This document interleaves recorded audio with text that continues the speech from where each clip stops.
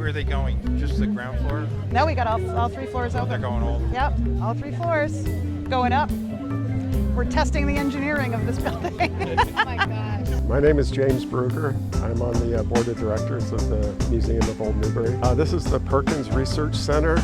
It's been a long project, a long capital project that Bethany's taken the lead on and really done a terrific job. Before the research center came about, all the archives were just in boxes, basically like an old attic. And now they're getting gone through, cataloged, and stored properly. And then the whole community can have access to them. It's great. Folks at home, folks, come on in. Don't be shy. Don't be shy. Come on in, don't be shy. We are here on the ground floor of Perkins. This is where the archives are. So if you look behind you, these are Donegan compact shelves. This is what those CPC funds went to. This is state-of-the-art shelving. It's the best of the best for archival storage. These shelves are what Harvard uses. This entire building is climate controlled. It is fantastic. So all of our manuscript collections are down here. We have probably about 150 distinct manuscript collections here and counting.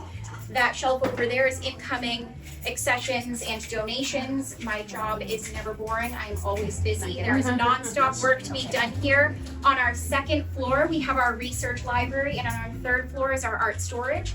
So I do ask that you head up the stairs, check in with Sharon on the second floor. You can check out the research library, and then you'll head up to see Monica on the third floor. Thank you for spending some time today. Thank you very much. Thank you. Great. My name is Ashley Adams Service, and I am the archivist here at the Museum of Old Newbury, specifically here in the Perkins Art and Research Center. I actually interned here when I was in graduate school, and Bethany called me back about 2 months ago to come in and help out as the part-time archivist here. So I'm thrilled, absolutely thrilled to be here. I'm from the area. I was born in Newburyport, grew up in West Newbury, so this history is so important to me, and it's also personal to me. It's very, very exciting to me to be starting here as sort of getting it on the ground floor. Literally, we are on the ground floor, but also because this is such an exciting situation happening here. It's just a thrill to be here. It's a thrill to be sort of a part of this. I don't want to call it a nascent archives because this archives has existed for a very, very long time. But to be in this state-of-the-art space with fantastic climate control and state-of-the-art shelving and a group of volunteers that are so excited and fantastic leadership, I'm just thrilled. I'm really, really excited. I think it's going to bring so many people in. It's going to be a huge draw for researchers, for just family genealogists, family historians, people who are getting their PhD at Harvard, which we've already had someone come in and do research that was getting their PhD at Harvard, but this is going to bring in a lot of people. We're going to be able to tell the history of the greater Newburyport area so well with all of these resources, and it's just going to be a draw. I think it's going to be a draw during the tourist season, and for the rest of the year, people are going to want to come in here and research and learn all of the wonderful history here in the area. I'm Annabelle Swan. I'm an intern here at the Museum of Old Newbury, and I've been an intern here for about 4 years, I think, and I've worked with Bethany as an intern for many years. This summer was the first summer that Perkins was actually finally finished in renovations, and we were actually able to do our research and work here. So most of the summer, me and the other interns have been here researching, and it's so great to have our own space to be able to do that, as well as to be able to have all of these items so accessible and ready for us. And we're very excited to then open to the public and be able to welcome the public in for researching along with us. We're on the second floor, which is the library space. You'll see a lot of the books are catalogs.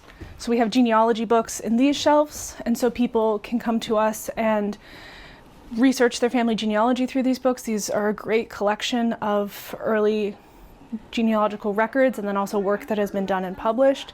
We also have Newburyport city directories, and those city directories are also a great way to do research. And then we have just more general books about Newbury, both historic books, such as more record books and vital records, in addition to actual works of nonfiction for research. Welcome. We are on the third floor of the Perkins Art and Research Center. This is where the art part comes in.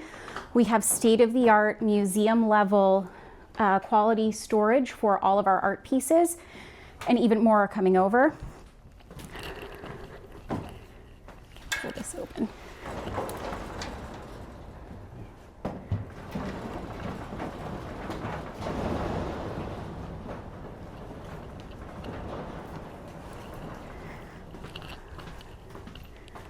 There's all kinds of fantastic art hanging in here from the museum's collection in this climate-controlled space. Not really from one lone person or anything like that, just fantastic stuff that's been collected by the Historical Society of Old Newbury, or as we know it today, Museum of Old Newbury over time. Yeah.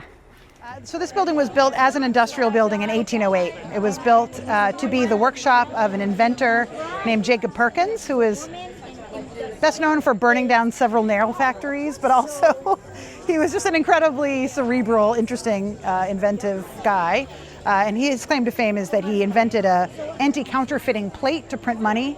So when he built this workshop, it was built very solidly, which was great for us because it can handle a lot of weight, but it was really built as his workshop. So no kitchen space, and it had never been changed really. It went from that. It was used as a workshop of various kinds, usually for the people that lived in the house in front of it. It sort of acted as their outbuilding. And so the last iteration of it, it had garage doors and it had, sort of a parts shop in it. But again, always an industrial building and never radically changed. And then it was under a certain amount of threat. And in 2007, it was bought by the Museum of Old Newbury and added to our campus and stabilized, but then sort of hadn't really, I think, found its footing as a public space until hopefully now. And now we're just working on making sure we can support it and staff it and use it to its fullest potential. There has been significant work on our documentary collections over the last decade. My predecessor came to the museum and found incredible documentary collections that were not really organized particularly coherently, and so there was a real effort to get the archive into a workable condition. So this is just the next step of that, where we move that archive and library to a new space. So it has been it's been a real labor of love. There's a whole, archival. Being an archivist is sort of like being a dentist. There's very specific tools. I think a lot of people think, oh, I could do that, but it is a really, really skilled, detail-oriented sort of a job. So we've been able to do a lot of work to keep our paper collections and our manuscript collections in good shape. So 10 years ago, what you would have found is boxes and boxes of books and papers all over the place that were all saved. And that, honestly, that is the single most important part, is that they were saved. And then you have to figure out how to save them. Now that they're saved, how do you then live with them? And how do you share them with people? So step one was done. People saved things. And then we've completed step 2 and 3. Now we throw the doors open and we let people see these incredible documents. There are some absolute gems. I mean, documents that really have something to say about American history that is surprising. And world history. We have, we're a port city, so we have documents from all over the world. So it's just an incredible collection that sheds light on world history. It's local, it's very local, but it's also national and international. We've got letters from many presidents, which is, that's cool. I like that. But we've also got all these diaries and ship's logs and, information letters between ordinary people that are talking about the times they're living in and giving us extraordinary insight into the past. So it's just wonderful.